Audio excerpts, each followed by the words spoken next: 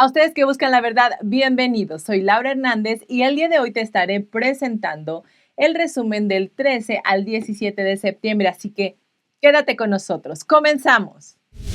Hola a todos, qué gusto estar conectados nuevamente. Empezaremos con una noticia que de alguna manera reconfortará el corazón de muchos de ustedes.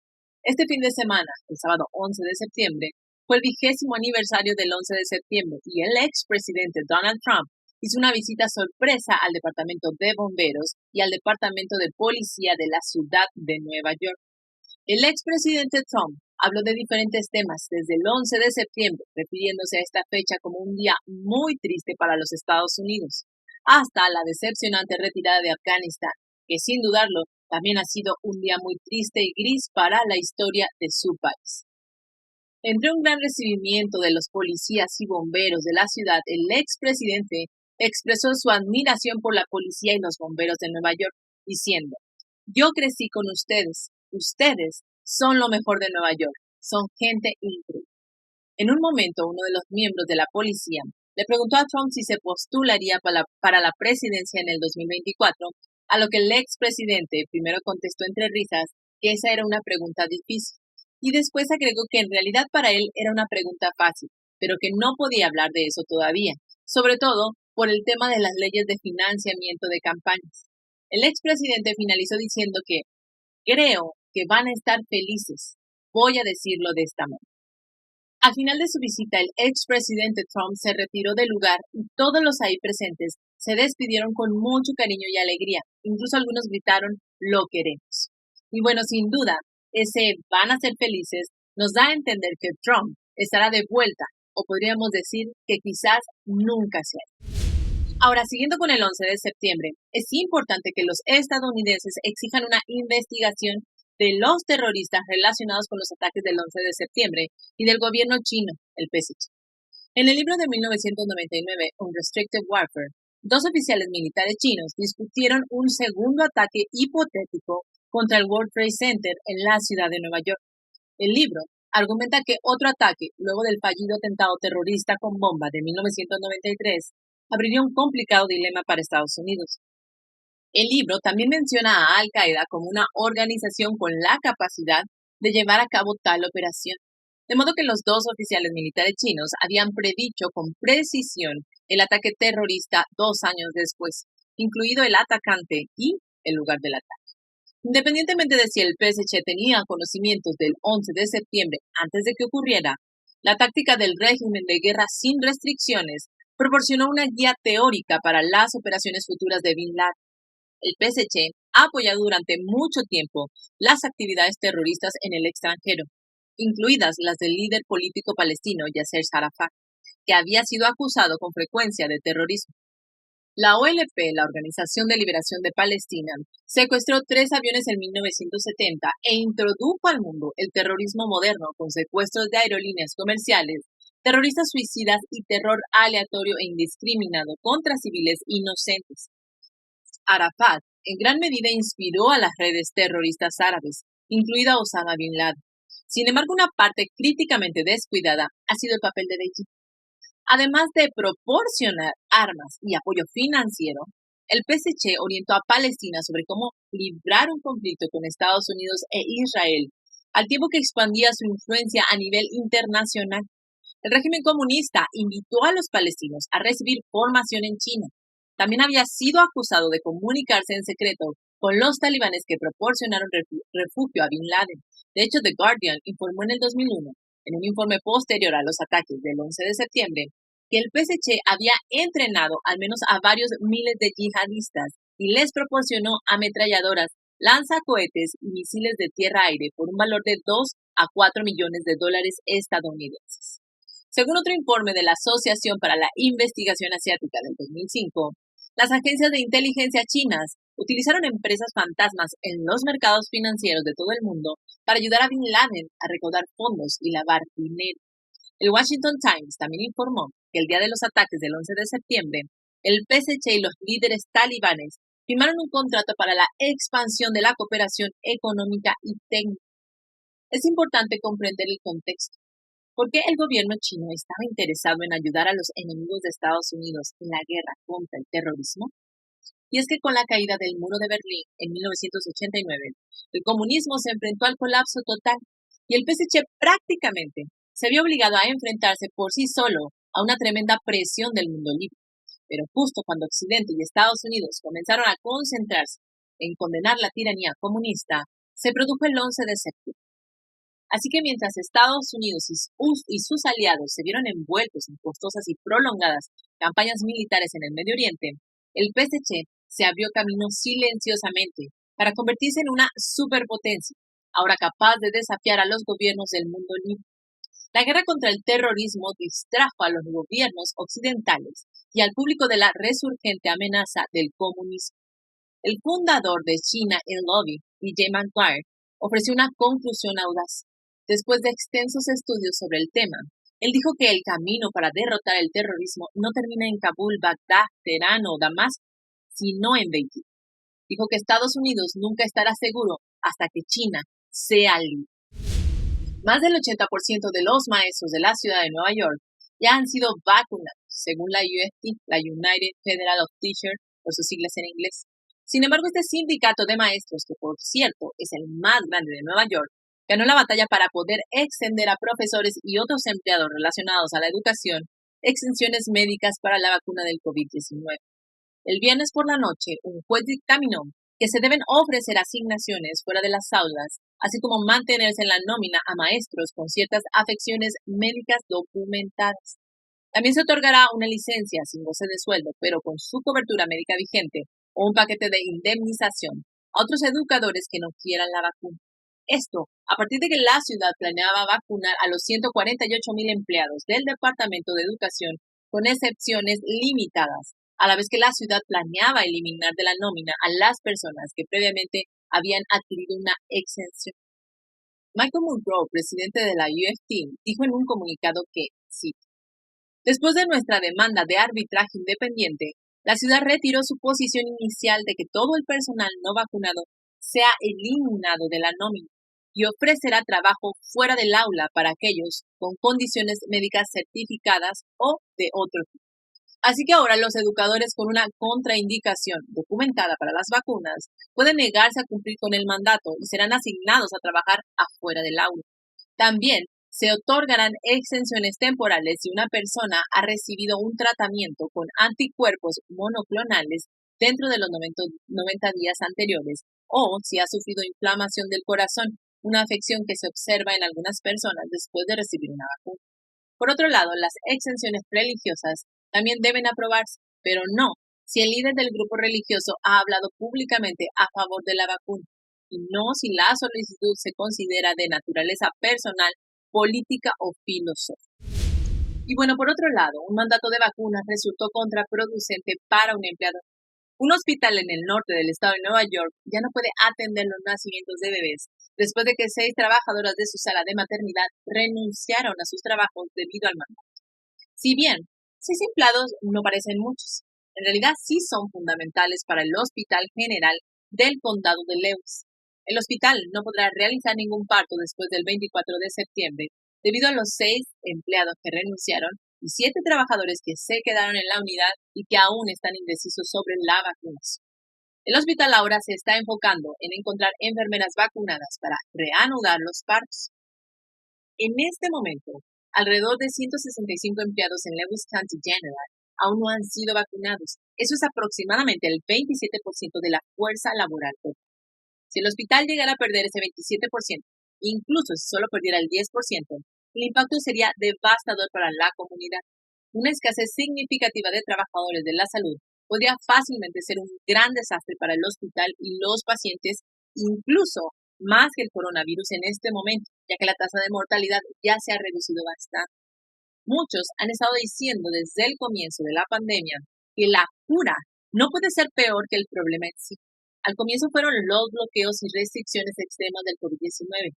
Ahora se trata de los mandatos de vacuna. Y es que se sigue repitiendo el mismo error. Extralimitación del gobierno y abuso de poder. Si bien tener vacunas disponibles debería ser algo bueno, convertirlo en un mandato con personas que pierdan sus trabajos definitivamente no cumple su propósito.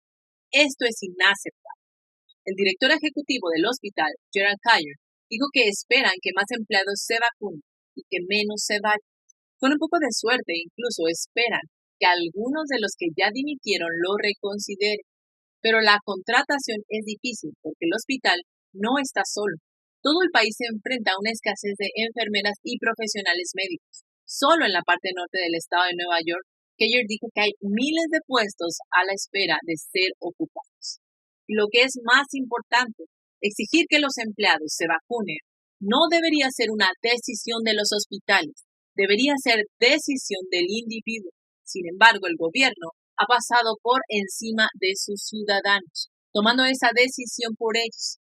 La semana pasada, Biden anunció que los trabajadores de la salud en las instalaciones que reciben fondos gubernamentales de Medicaid o Medicare deben vacunarse sin excepciones. Se espera que el nuevo mandato afecte alrededor de 50,000 de estos empleados. Y por último, el abogado especial y ex juez de la Corte Suprema Estatal, Nate Gableman, republicano por cierto, le recordó a la Comisión Electoral de Wisconsin su deber de prevenir la posible destrucción de las pruebas electorales del 2020. Gableman se encargó de enviar una carta a la Comisión Electoral a medida que aumentan las preocupaciones de que las actualizaciones de las máquinas electorales podrían corromper evidencia crítica relacionada con las formas en que se llevaron a cabo las elecciones del 2020. Y bueno, es que el abogado de Wisconsin le escribió a la comisión para pedirle preservar todos los registros, incluidos, entre otros, la información retenida en las máquinas de votación. Gableman también solicitó que envíen cualquier información relacionada con la destrucción de registros, ya sea intencional o no, entre el 3 de noviembre y la fecha de su carta. El 8 de septiembre, Gableman anunció el lanzamiento de la Oficina del Asesor Jurídico Esencial y su investigación de las elecciones del 2020 para garantizar la integridad y seguridad de futuras elecciones en el estado. La Asamblea de Wisconsin aprobó la financiación y el liderazgo de Gableman en el esfuerzo. Una vez finalizada la investigación, la oficina enviará un informe a la Asamblea y a los residentes del estado de una contabilidad completa de los procedimientos electorales del año pasado. Gableman dijo que para preservar la integridad de la investigación, ciertos detalles no se darán a conocer en el proceso. Hablemos sobre Corea del Norte, y es que el país ha realizado su primer prueba de misiles. El misil de crucero de largo alcance que está probando podría dar a Pyongyang otra forma de evadir las defensas de los misiles de sus vecinos. Los nuevos misiles de crucero de largo alcance volaron 1.500 kilómetros sobre el territorio de Corea del Norte antes de alcanzar sus objetivos. Un misil con este alcance significaría que podría alcanzar toda Corea del Sur y la mayor parte de Japón. Los misiles de crucero son más difíciles de detectar que los misiles balísticos que normalmente lanza Corea del Norte. Estos misiles vuelan a una altitud relativamente baja y pueden controlarse en vuelo. El ejército de los Estados Unidos está al tanto de los lanzamientos reportados y está monitoreando y consultando de cerca a sus aliados y socios. Según las resoluciones de las Naciones Unidas, a Corea del Norte se le prohíbe cualquier actividad con misiles balísticos, aunque esas resoluciones no mencionan los misiles de crucero. Corea del Norte no ha conducido un misil balístico intercontinental o una prueba nuclear desde el 2017, aunque Pyongyang insinuó varias veces que podría hacerlo. En enero del 2020, el líder del país comunista, Kim Jong-un, dijo que ya no se sentía obligado por su autoimposición de congelar las pruebas nucleares y los misiles balísticos de largo alcance. Ese congelamiento se negoció a través de la diplomacia entre Kim y el expresidente Donald Trump. Pero las negociaciones entre Washington y Pyongyang finalmente se rompieron en el 2019 debido a disputas sobre los pasos para desmantelar el programa nuclear de Corea del Norte, aunque la administración Biden ha dicho repetidamente que está abierta a reanudar las conversaciones con Corea del Norte. Kim Jong ha mostrado muy poco interés. Su enfoque parece estar en otro lugar. A principios de este año, Kim dijo que desarrollar bombas más pequeñas es el principal objetivo de su régimen. Hoy es la elección revocatoria del gobernador de California, Gavin Newsom. Las urnas cierran a las 9 p.m. hora del Pacífico. Aunque todavía no conocemos los resultados, algunos descubrimientos atroces antes de las elecciones han ensombrecido su retiro. La KTLA dio la noticia de que a algunos votantes de California se les dijo que ya habían votado en el colegio electoral. Estelle Bender, de 88 años, fue a la escuela secundaria El Camino a votar el sábado por la mañana. Cuando Bender le dio su boleta a un trabajador electoral retirado para que la escaneara, le dijeron que la computadora decía que ya había emitido sus votos y Bender no estaba sola. ¿Qué explicaciones dan sobre esto?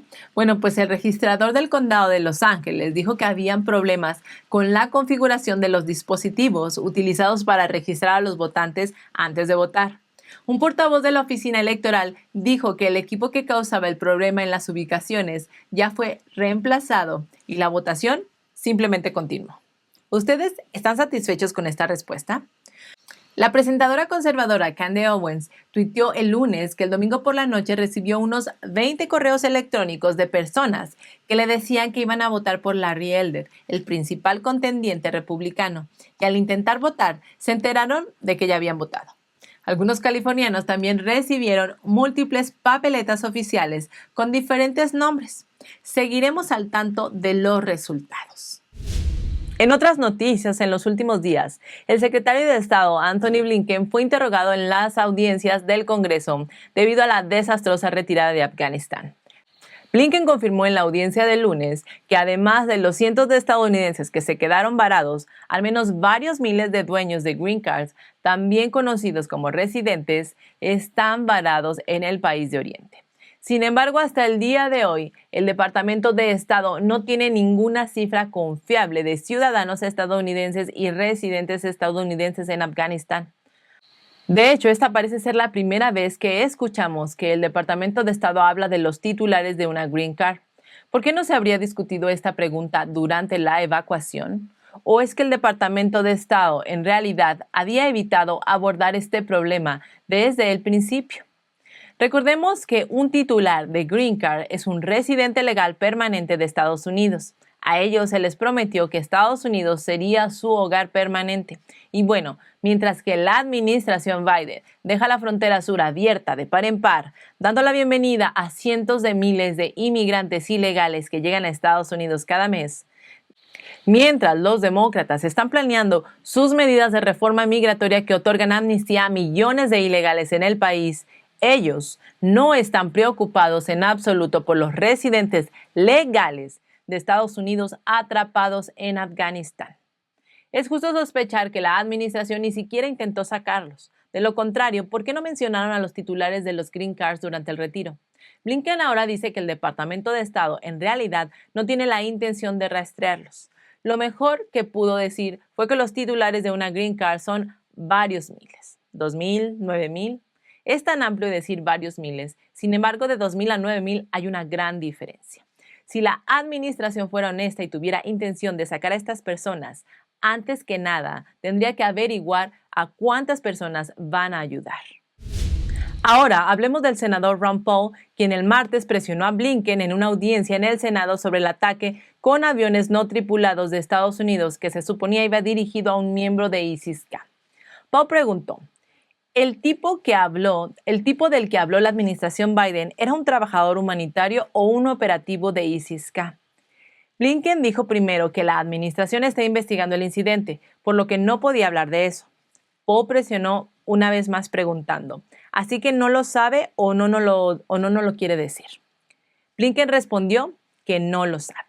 Y es que el 29 de agosto el ejército de los Estados Unidos llevó a cabo un ataque con drones contra un sospechoso operativo de ISIS-K. Esto se produjo después del ataque terrorista presuntamente por ISIS-K cerca del aeropuerto de Kabul, que mató trágicamente a 13 miembros del servicio estadounidense y casi 200 civiles afganos. Sin embargo, según un informe del New York Times, el ataque tuvo como objetivo por error a un trabajador humanitario llamado Semari Ahmadi. Entonces, el error de ataque mató a Ahmadi y a otros 9 miembros de la familia, incluyendo 7 niños. El presidente del Estado Mayor Conjunto, Mark Milley, describió el ataque con drones como justo. Dijo el 1 de septiembre, y cito: «Teníamos muy buena información de inteligencia que ISIS-K estaba preparando un vehículo específico en una ubicación específica.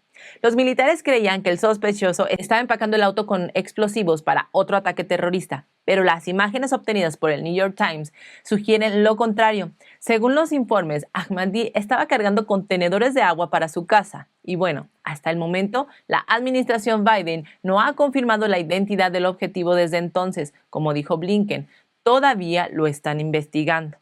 El senador Paul argumentó que deberían tener una investigación previa antes de lanzar cualquier golpe y no después de lanzarlo.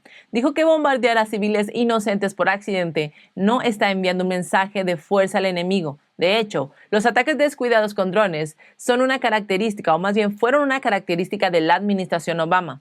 Paul ha sido un crítico durante mucho tiempo sobre esto. Le recordó a Blinken que la administración Obama montó en tono monótono a cientos y cientos de personas y que hay un retroceso de eso. Paul dijo que había visto fotografías de niños muertos en estos ataques. Si esto es cierto, el gobierno de Estados Unidos puede haber creado cientos o miles de nuevos terroristas potenciales al bombardear a las personas equivocadas. Este es el momento en que puedes darle me gusta a la emisión de hoy y compartirla con tus seres queridos y tus amigos.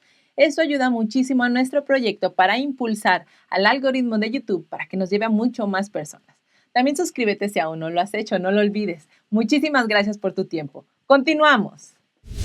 Hablando del general Mark Milley, su nombre apareció ayer en algunos titulares. Un nuevo libro llamado Peril, que podría ser traducido como Peligro, escrito por Bob Woodward y Robert Costa, que se publicará la próxima semana, alega que Milley hizo 2 llamadas telefónicas secretas durante los últimos meses del mandato del expresidente Trump a su homólogo del PSC, el general Lee Solzhenitsyn, del Ejército Popular de Liberación.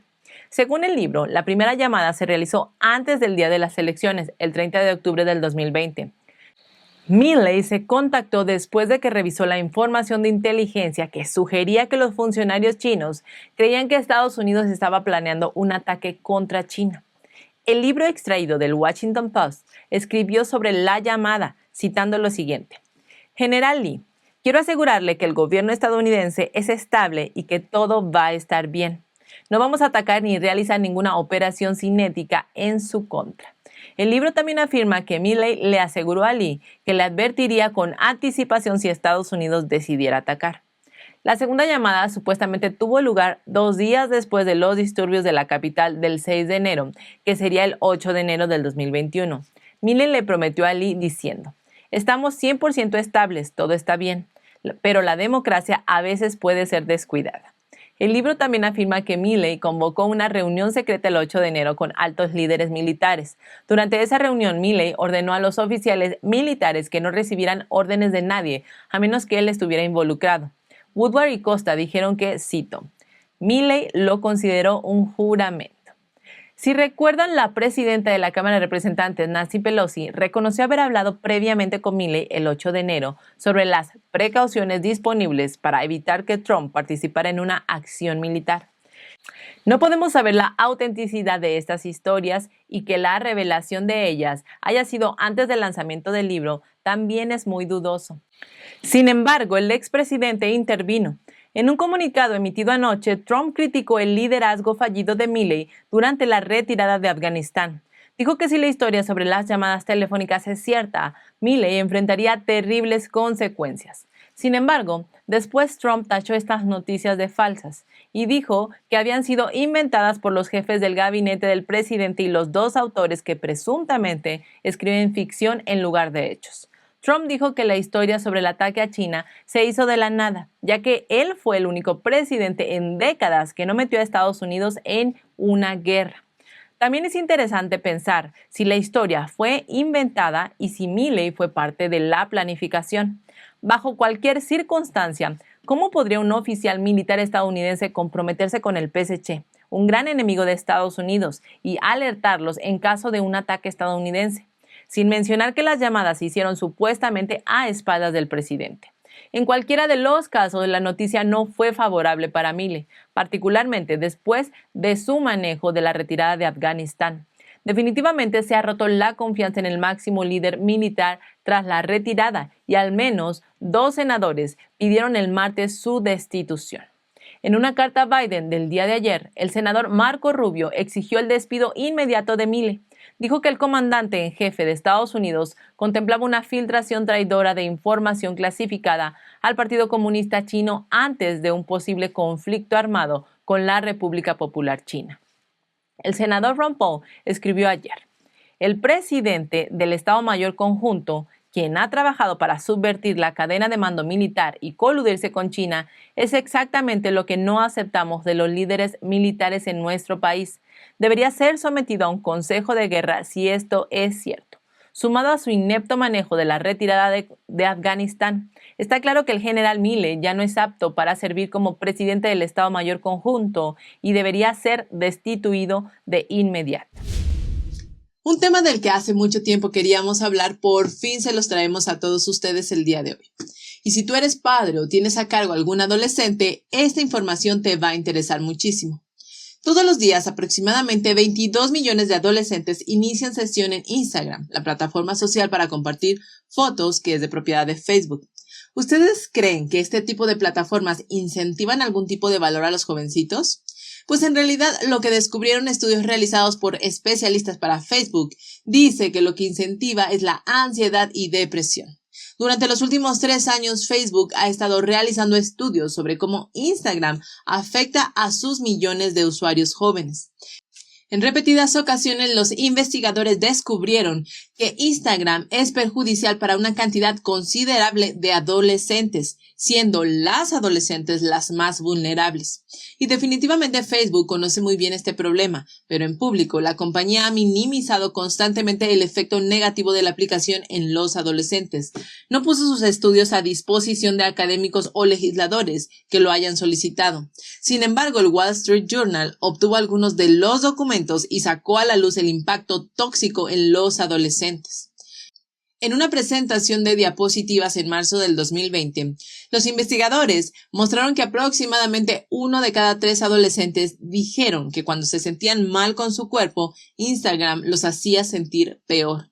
Otra de las diapositivas decía: los adolescentes culpan a Instagram por los aumentos en la tasa de ansiedad y depresión. Esa es una reacción espontánea y coherente en todos los grupos. También hay un estudio interno que examinó si existía un vínculo entre los pensamientos suicidas de algunos adolescentes y el tiempo dedicado a Instagram. Este mostró que el 13% de los usuarios británicos y el 6% de los estadounidenses atribuyen su deseo de autolesión al uso de Instagram. Así que ahora el Congreso está investigando este asunto. Richard Blumenthal y Marshall Blackburn están lanzando una investigación bipartidista para obtener la información sobre el conocimiento de Facebook en el impacto negativo de Instagram en los adolescentes. En una declaración conjunta dijeron que está claro que Facebook es incapaz de hacerse responsable. Acusaron a la empresa, escuche bien, de estar centrada en una mentalidad de crecimiento a toda costa que valora las ganancias por encima de la salud y la vida de los niños y adolescentes. Actualmente, Blumenthal y Blackburn están en contacto con un denunciante de Facebook y dijeron que los exitosos reportajes del Wall Street Journal pueden ser solo la punta del iceberg. Mientras tanto, otro grupo de miembros del Congreso Demócrata renovó el miércoles su llamado a Facebook para que abandone sus planes de lanzar una versión de Instagram para niños menores de 13 años. Es digno de mención que existan algunos demócratas que se expresen fuertemente en contra de la naturaleza erosiva del gigante de las redes sociales en los jóvenes. El grupo escribió al director ejecutivo Mark Zuckerberg que a medida que Internet y específicamente las redes sociales se arraigan cada vez más en la vida de los niños y los adolescentes, nos preocupa profundamente que su empresa siga incumpliendo su obligación de proteger a los usuarios jóvenes. En el Congreso, los llamamientos para designar a los talibanes como organización terrorista son cada vez más fuertes. El miércoles, un grupo de senadores encabezados por Marco Rubio presentaron una legislación que exigiría que Blinken designara al ilegítimo Emirato Islámico de Afganistán como patrocinador estatal del terrorismo y a los talibanes como organización terrorista. En una llamada separada, la senadora Joni Ernst, una veterano militar republicano, junto con otros miembros del Partido Republicano, presionaron a Blinken sobre el mismo tema. Ella dice que los talibanes cumplen fácilmente con los 3 criterios como organización terrorista extranjera y piden a Blinken que los trate como tales con la máxima extensión de la ley.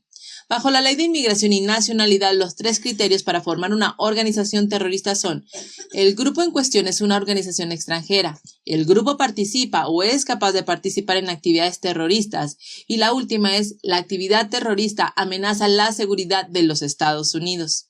En la audiencia, Blinken continuó con la retórica de que la administración Biden examinará de cerca las acciones de los talibanes para determinar qué acciones tomar. Ahora, hablemos sobre la nueva alianza de defensa que se formó entre Estados Unidos, Reino Unido y Australia para centrarse en la seguridad del Indo-Pacífico.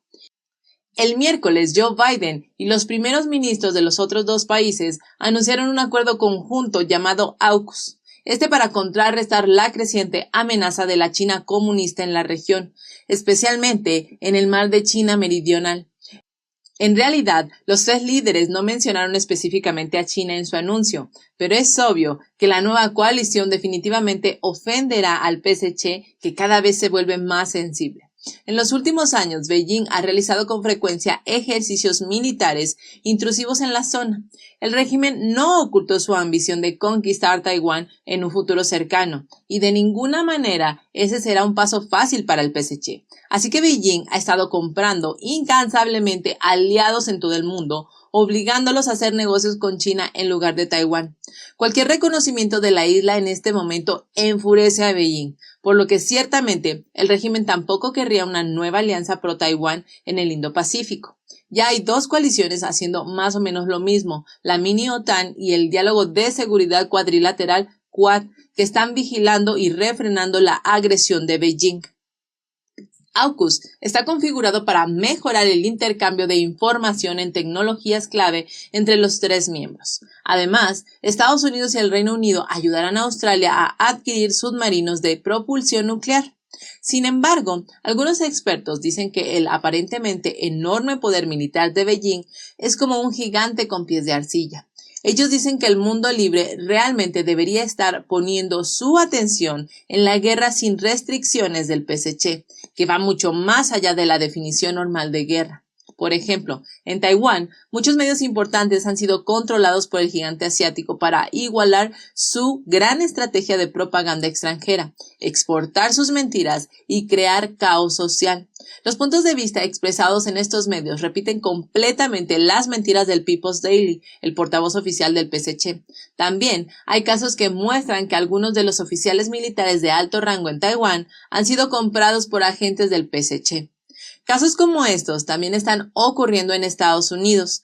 Muchos políticos estadounidenses están actuando como cabilderos del PSC después de dejar el gobierno en aras de las ganancias, como el exsecretario de Estado Henry Kissinger, al que el PSC lo llama un viejo amigo. Muchos de los errores estratégicos de Estados Unidos en la historia están relacionados con esto. También está uno de los casos recientes, que fue la relación inapropiada entre el congresista de California Eric Swalwell y la espía del PSC Fang Fang, de la que se informó ampliamente en los medios. Por su parte, el New York Times también incluía a menudo al People's Daily en su periódico, obviamente con fines de lucro. El PSC tiene más facilidad para salirse con la suya, con personas que se entregan a su fama, fortuna y deseos mientras ignoran su integridad moral.